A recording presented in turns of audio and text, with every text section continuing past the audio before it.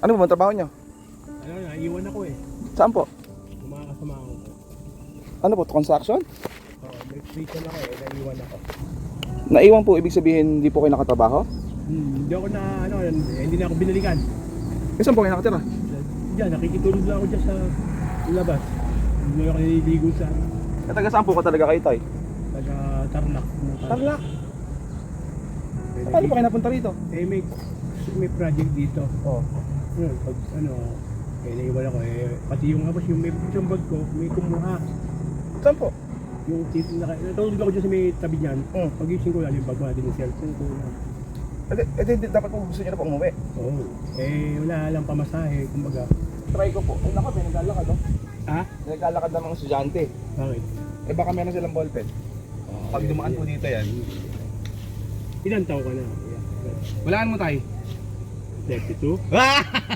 Sakto ata. Mahilig po kasi ako sa ano, Apelido mo? ano po ako, Bicolano po ako.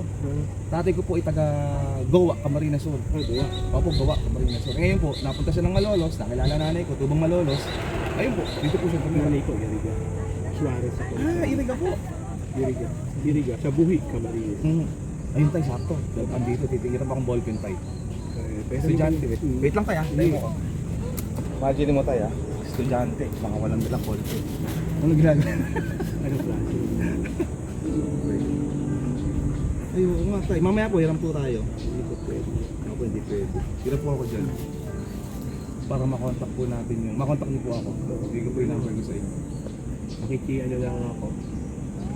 Meron akong number kaya lang eh. Siguro ako parang nalaglag eh. May SIM card akong bago. Bumili nga ako para ako. Kaya lang ngayon tayo, hindi na uso yung pakisaksak ng SIM card eh.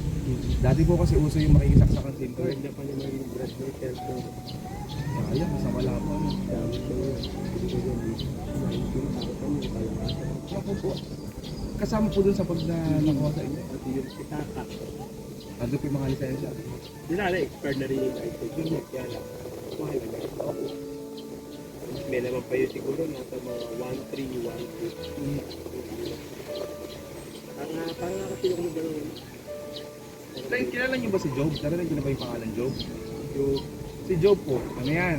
Isa siyang tao na nagkasakit siya. Si Hope. Opo, si Job, di ba? Nagkasakit, namatayan ng anak. Nawala yung mga tupa niya, lahat ng alaga niya nawala. Ngayon, may dumating na tatlong kaibigan, di ba? Sabi niya, may kasalanan ka siguro. Kaya nangyari sa iyo yan. Kumaka, kinuntsapa siya. Nung una, inaalo pa siya eh. Nung huli, kinuntsapa eh.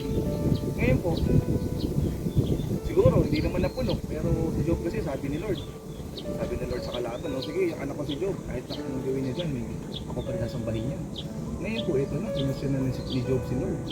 Sabi niya, bakit nga ba? Parang ganun. Ngayon po, sabi ng Panginoon kay Job, nandun ka ba nung nilikha ko ang langit? Nandun ka ba nung nilikha ko ang tubig? Ako ang nag-set ng limit ng tubig. Ngayon po, parang ang revelation sa atin dyan is, lahat ng nangyayari sa atin, hindi naman talaga natin alam kung anong dahilan. Ngayon po, magtitiwala ka sa Panginoon kasi siya ang nakakaalam ng lahat. Sabi nga, ako naniniwala ako tayo, sanay ka mag-English. Sabi nga we don't know what the future holds, but we know who's holding the future. And that is God. So, siya lang po talaga nakakaalam. Ngayon po tayo bilang tao, ako po talaga naniniwala at lagi kong binabahagi ito sa mga nakakilala ko na tayo. Lahat, putik lang tayo. Putik lang tayo. Hinipan tayo ng Panginoon, naging tao tayo. So, wala po tayo kung wala ang Panginoon eh. So, meron po tayo tinatawag na predestination eh. Alam na ng Panginoon kung saan tayo mahantong eh. At sa akin, sabi nila, ano daw yung pinakadakilang regalo ng Panginoon sa atin? Ngayon po, dahil nagsasabi sa akin, pag-ibig. Ako personally, naniniwala ako free will. Free will kasi binigyan niya tayo ng pagkakataon na magmahal. Binigyan niya tayo ng pagkakataon na maging masama. Kasi pwede tayo maging masama eh. Tayo na lang mamimili eh. Kaya nga po diba, nung nagkasala si Adan, doon po tayo nahiwalay sa Panginoon. Ngayon po, nung si Jesus ay dumating sa lupa, tinubos niya yung kasalanan natin. Kaya po ako talaga, nung si Jesus tinanggap ko bilang tagapagligtas natin, nakakahiya eh. Sa dami ng kasalanan. Oo, di ba? Pero niligtas tayo ng Panginoon. Ikaw, Tatay Rick, at ako. Nakakaya talaga. Di ba? I mean, ganun yung glory Pero ng ako Panginoon. willing kong tanggapin siya. Wow! Tayo mamaya, ganito. Punta po tayo mamaya doon para pag-uwi ko, sabay na ako paglabas, tapos po hinap yung ballpen. Pero kanina nabanggit mo, yung about sa pagtanggap sa Panginoon. Okay lang ba magdasal tayo ngayon tayo? No. Okay lang ba? Okay lang tayo? Pangalan niyo po, di ba Tatay Rick? Tara po tayo. Pray po tayo. Panginoon, maraming salamat po sa pagkakataon na nagkakilala kami ni Tatay Rick. Walang aksidente, Panginoon.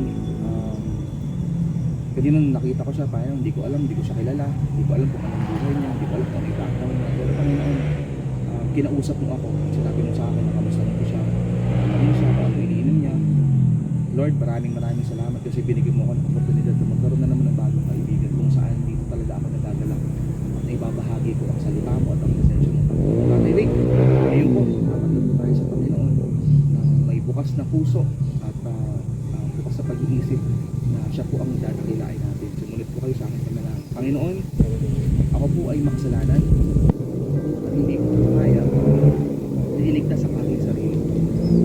Ngayon po, ay tinatanggap ko kayo bilang aking tagapagligtas at aking Panginoon. Mula ngayon, Panginoon, mananahan po kayo sa aking buhay, sa aking puso, sa aking bibig, at sa aking buong pagkakas. Maraming salamat po sa bagong buhay na ibinigay mo sa akin ngayon at pagpakailanman. Maraming salamat, Tatay Rick, sa pagtanggap sa Panginoon. Muli po, I pray, Father, na patuloy mong patnubayan in the name of the Father. This man is your son. In the name of the Son, Jesus Christ. This man is protected. In the name of the Holy Spirit, this man is yours, your creation. Maraming salamat, Panginoon. In the name of the Father, and of the Son, and of the Holy Spirit. Ikaw lamang, Panginoon, ang mananahan sa kanyang buhay mula ngayon, magpakailanman. In Jesus' name we pray. Amen and amen. Tatay Rick, ngayon po ay salamat. Tinanggap niyo po si Jesus Christ bilang iyong tagapagligtas. At ako po, dalangin ko tayo. Magaan po pakiramdam ko. Positive po. Sana matulungan po kayo. Tay, happy birthday. Thank you, boss. Thank you. Salamat.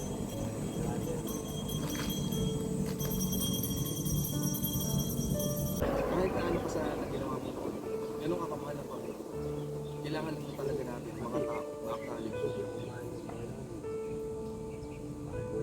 Ako, kasi may purpose ka pa tayo, may plano pa sa iyo ang Panginoon. Opo.